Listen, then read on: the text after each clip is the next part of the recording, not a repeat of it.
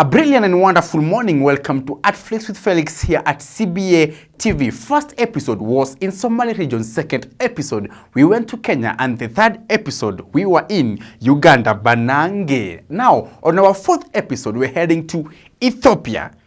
Right now, I'm joined on the other side of the studio, my co-host, Mutiu. How are you, Mutiu? That we're going to be exploring as my commander-in-chief when it comes to this program is concerned.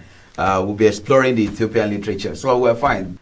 I'm seeing you have a very wonderful gentleman, a guest over there. Can you please tell us who he is, maybe? Perhaps it will be good that I like having people introducing themselves, even instead of me introducing them. So we have Umar Osabo from Nigeria, who will be doing the exploration together with us as the guests.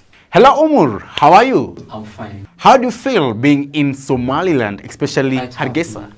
For me, being Hargeisa is like is a home away from home. Yes, I saw Islam. I'm so happy. I like the environment, the weather. Very good. Very peaceful. Yeah. Okay, Umar, welcome to CBA TV and specifically ArtFlakes. All right, thank you, Felix. Today we'll be focusing on the literature of the Ethiopians. People will be surprised to say, why Ethiopian literature? Why are we talking about Ethiopian literature when we have not even been able to hear much about them? They speak Amharic, they speak some other languages. Anyway, our guests will explore that in detail and tell us more about the Ethiopian literature. Welcome, Mr. Umar Osabo. What makes Ethiopian literature different from other African, Ethiopians generally? Let us explore the Ethiopians themselves. What makes them different from other Africans? It's quite interesting. Thank you for having me here. My pleasure. Yes, let me start this way by saying African literature, for instance, West Africa, is hinged on colonial, post-colonial experiences. So you find the great works of literature in that part of the country to have dwelled mostly on the colonial experiences, post-colonial and what have you. Even the modern day literature, for instance, the work of Achebe, The Things Fall Apart, dwell mostly is a kind of drawing a contrast between the colonial experience and the indigenous Igbo culture. When you look at Shoyinka Kongi Harvest, it has an element of colonialism. Even in his novel, The Interpreter, and so on and so forth. So, but taking this to East Africa, Ethiopia in particular, there is a great shift from what we used to have as the thematic preoccupation of literary works in West Africa. So Ethiopian literature generally is generally different. So what can you say generally about the Ethiopians themselves? What you've gathered about the Ethiopians, what makes them a little bit unique from other Africans? I think Ethiopian is a very great country, rich in history, rich in culture. It's one country that has never been colonized by anybody. So it makes their literature stands out. Fantastic. Yes, it stands out. So because they've never been colonized. Yes, they never had any colonial experience. So like they dwell mostly on the classical literature, which is hugely derived from the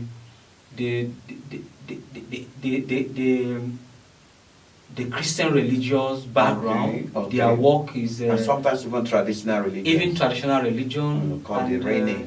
Because of the Rene. And sometimes, like the modern Ethiopian literature, very few of them, or some of them are written in English, but most of them are written in their traditional languages. But despite all this, a lot of Ethiopians speak English, but I think from the look of things, they Yeah, are, because the national language, they speak more of this Amharic, though they are, because of the AU that we have there, and for the fact that you see a lot of diplomats in the country, automatically they'll speak the language, English language, but they have their own national language, so they are too a little bit cultural more than some other African countries.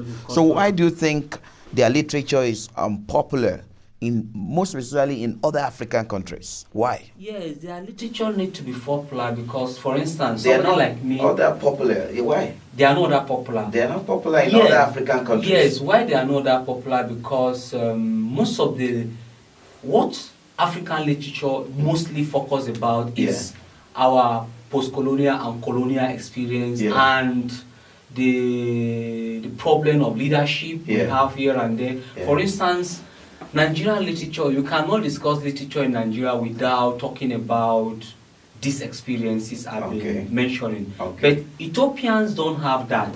They could have leadership challenges here and there, but it's not as the same as what we have in Nigeria, in Niger, in Cameroon, and so on and so forth. Senegal and all that. So it's, I think their experience is somehow different from the experiences of some of the African countries, Nigeria in particular. So their literature appears not to be appealing to the other African countries like Nigeria. That's because why it doesn't have the flavor. It doesn't have the flavor that is suitable for other African contexts. Suitable for the African It means that are they in their own separate world? Will you say that? No, literature is the discourse, and whatever you find in Nigerian literature, there could be element of it in Ethiopian literature, be it culture, be it religion, be it anything, be it political. What could have now led to a change? Sorry to cut you, to cut you short. A change, a kind of, because if you look at some African countries, even those literators there, if you ask them, what do you know about Africa? African literatures generally. They will be talking about Kenyan literature, Ugandan literature, Nigerian literature. Why is it that they don't talk about Ethiopian literature? Yes, like I've said, their experience. Okay, let me look at it from this context. Yeah. Experience is part and parcel of human endeavor. Yeah. And if you and I have something in common, experience-wise, I would like to know the point at which you are coming from, at least your kind of experience. Okay, let's assume Nigeria is colonized by the British. Let's assume Cameroon is colonized by the French. Both have different system of government, assimilation, the indirect rule system, and so on and so forth. So your literature will be appealing to me, my literature will be appealing to you, but that of Ethiopian is not the same. It's a different thing altogether. So they dwell mostly on their classical experience, philosophical experience, sociological experience, and sociocultural, and what have you. So that might not be very appealing to some of us from other parts of Africa, like in West Africa, for instance. So what is unique about Ethiopian literature then? I think what is unique about Ethiopian literature is classical in nature. It is classical nature in nature, and the heroic aspect of their poetry, which we learn some of it in our study of, let's say, the Elizabethan, the Jacobean, the romantic literature. I think this will not be far from that system of literature. So in a nutshell, you will see that some writers, despite this, we have had a lot of scholars who had rubbed minds with them, and they've worked together, like Wole Soyinka had done some work, and even extracted some of the work of Ethiopian literature, particularly their poetry. Yeah. Because poetry connects a lot of people together. Exactly. When you go deeper into poetry, what you find out is that most people get connected in the same world, you know, the world of the muse. So we've realized that some of them explore their work. What are some of the works of these Ethiopians, or maybe a line or two of Ethiopian work that you have touched before? Yes, I have read a lot about some of the Ethiopian literature, but one of the easiest line I could remember is this beautiful, the love song. Okay, I the think love song. I read the love song. That should be in one of the lines, yeah. Soyinka's anthology, right? The one he published in 1975. The collection of West African, African literature. Okay, collection of Black Africa. Black African Yes, I think literature. I have a copy of it. I came with it. Okay, Yeah, okay. I think I have a copy of that book. So what's the line? Yeah. You lime of the forest. Okay. Honey among the rocks. Okay. Lemon of the clusters. Yeah. And grape in the savannah. So how will you interpret such a line? Because if you are talking to a lay person, you know, particularly our viewers who want to know what you mean by you lime of the forest. Lime of the forest. Yes. Honey among the rocks. Yes. Honey among the rocks. Yes. Lemon of the cluster. Yes. And grape in the savannah. What does that mean? It doesn't sound anything meaningful to the generality of the public. To us who are poets, and you know, sometimes poetry is written not just for ordinary people. Yeah. Those who have who often have better understanding or rich understanding of poetry are those who are poets themselves, or those who find themselves in a literary circle. Yeah. So if you ask me to X-ray this line, you lime of the forest. Honey among the rocks. Yeah, honey among the rocks. I think it's a kind of expression that symbolizes or epitomize Africa and the value or the rich natural endowment, cultural endowment in Africa, with emphasis to Ethiopian people. You lime of the forest, honey among the rocks. You see, it's a lime of the forest because, let me say what I've said once here.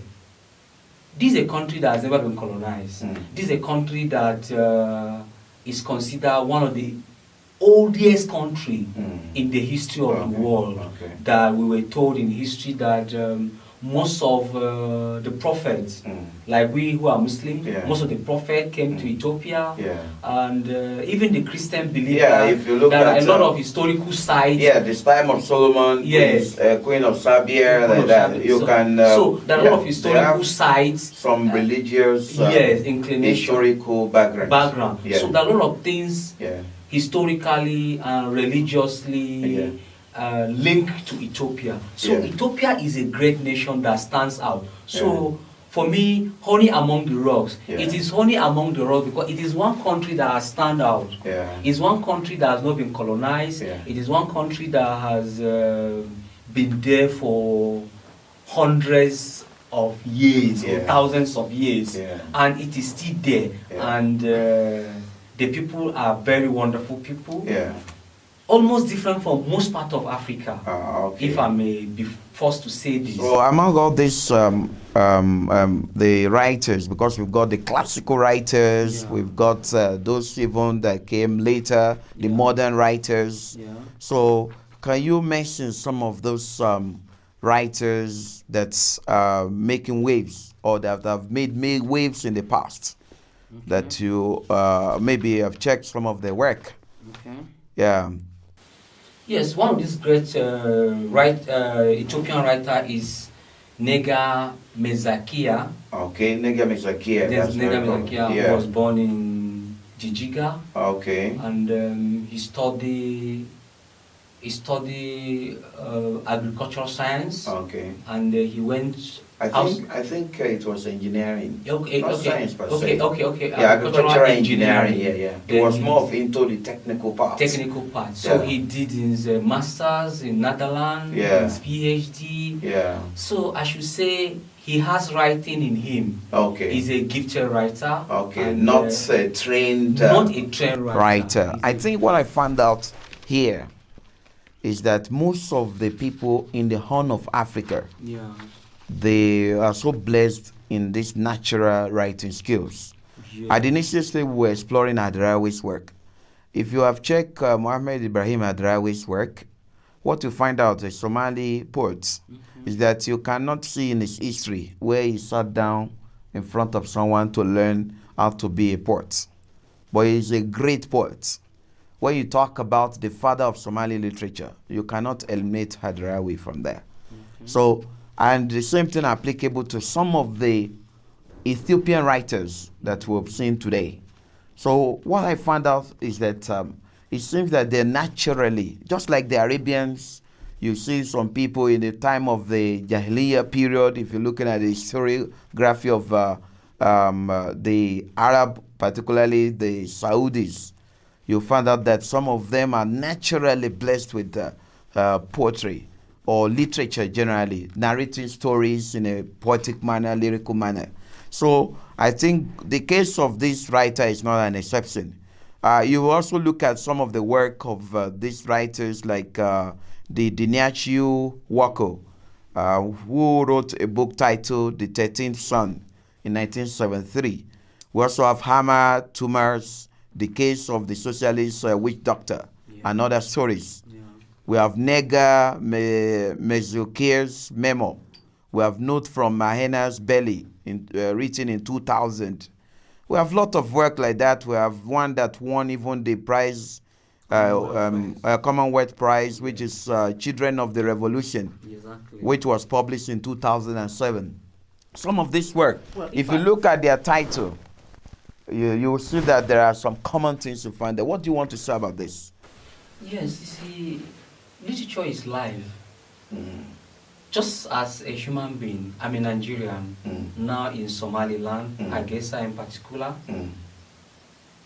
My sociology to life, psychology to life, philosophy to life, which is which could be translated in my critical work, for instance, somehow it's very difficult to separate the writer from his work. And as a human being, whether as a Ethiopian or Somalian or whatever, we have connection. So just as human beings, we have connection in one way or another. So also, this reflects in whatever we write, be it poetry, short story, novel, or play. Because to me, the three are almost the same thing. The difference between the three is just superficial.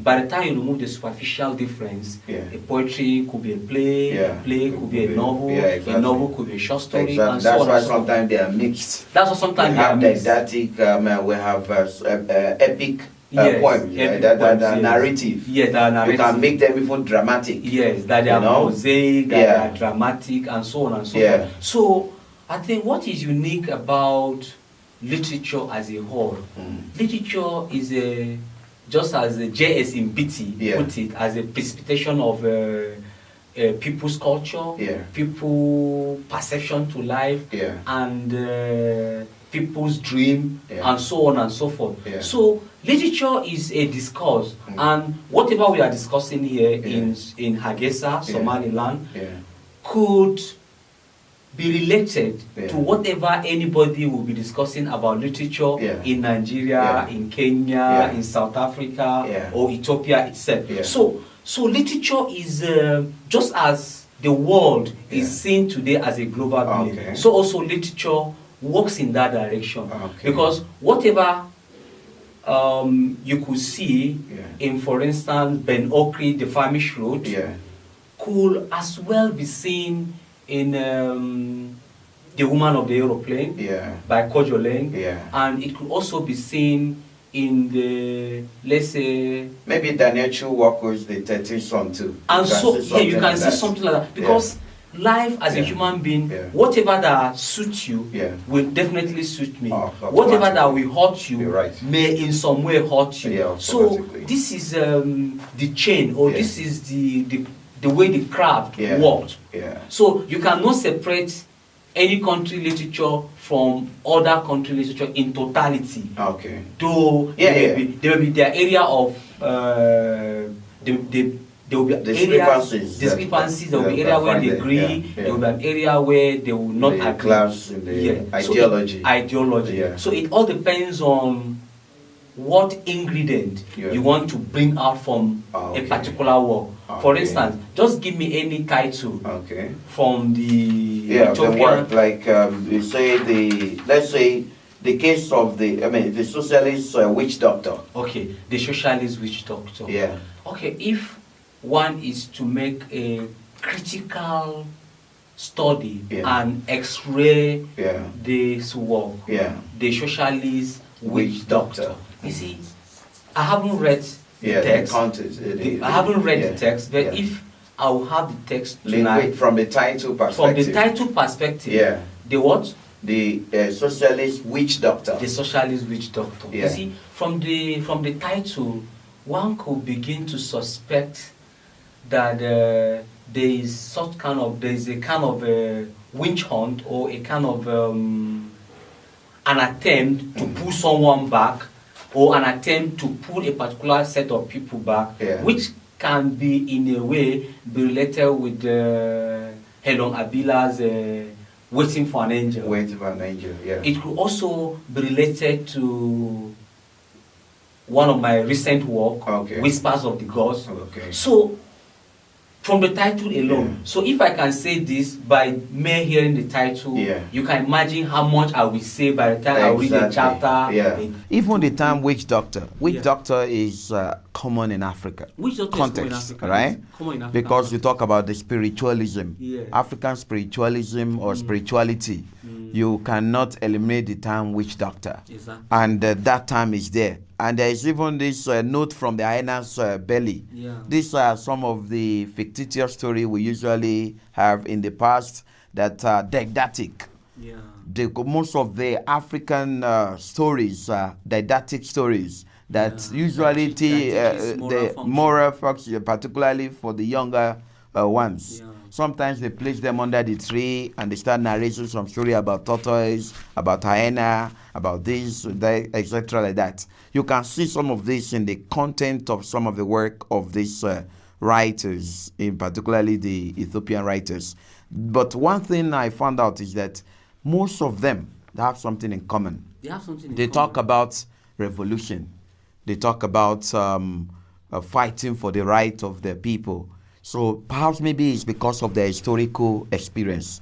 What can you really say about this aspect when they talk about, there is one title of the one that won an award, the Dinos Mengistu's work, which is called Children of the Revolution, which was published in 2007. You know, Children of the Revolution. You have got a title like that. Who are the children of the revolution? What kind of revolution will such a person be talking about? I think by the title, Children of the Revolution, what will first come to mind is perhaps the country is facing some kind of political challenges, some kind of economic challenges, some kind of sociocultural challenges, and there is a urgent need for people to stand up and say no to this. Because oftentimes revolutions start in this manner. So like today, you can start revolution from whatever angle you think you want to start it, depending on the goal. For instance, when you look at the Arab Spring poetry, some of the works that ignite or led or precipitated the Arab Spring poetry, which I did some seminar paper on some years back. I think the work of Mahmoud Darwish from Mahmoud Darwish is a professor of Arabic literature. Yeah. From this troubled part of Middle East, what is it called? Egypt? No, not Egypt. Is it Lebanon? Not Lebanon. The one the Jews are occupying. Okay, Palestine. Palestine. Yeah. From Palestine, like the work of Ahmed Naguib, is an Egyptian poet. Yeah. You see, these are works that were written many years back. Yeah, okay. But the astonishing thing or the surprising thing is that the protesters were chanting these poems written way back. There are this Tunisian poet. I think the poem is even what they use today as their national anthem. It has this element of revolution in it. So it's just that it's the political experience. It is the political experience of the author that led to writing such a novel, which is direct experience. Which is direct Every writer writes based from their direct or indirect experience. For instance, Streams of Blood, which is one of my collection of short stories. I think I have a story that looks like something of this nature. Children at War. I have Children at War, Sons of Crisis. All these emanated from the political experience of my country. And I see there's a need for people to rise up against some certain policies by the government. So it's a way of telling the people or the reader that, hey, this thing must not be done this way. It must be done this way. Enough is enough. It's a way of saying, telling the reader or telling the people that enough is enough. We need to get up and have it right. We must not continue in this way, and so on and so forth. All right, thank you so much, it's Umar Osabo. This is where we might be putting a curtain of these shows today. In our next episode, we'll be looking at the work of Ethiopian writers who are going to explore some of their work. Today we just decide to look at the general word of the literature of Ethiopians.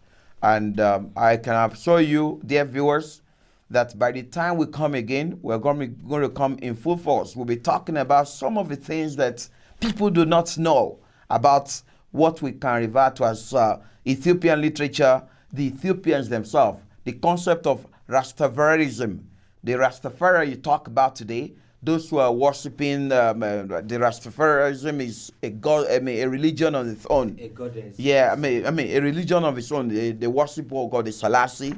When you look at the history of the Ethiopia. So anyway, we're going to go deeper into the work that are related to the lifestyle of the Ethiopians. Don't go away. This is CBA. We'll meet you again. Thank you so much. Thank you for coming. I hope to see you again to explore the work of the Ethiopians. And we'll be also exploring other African literature, another part of the world. Thank you so much for coming. Thank you. All right, see you. Bye.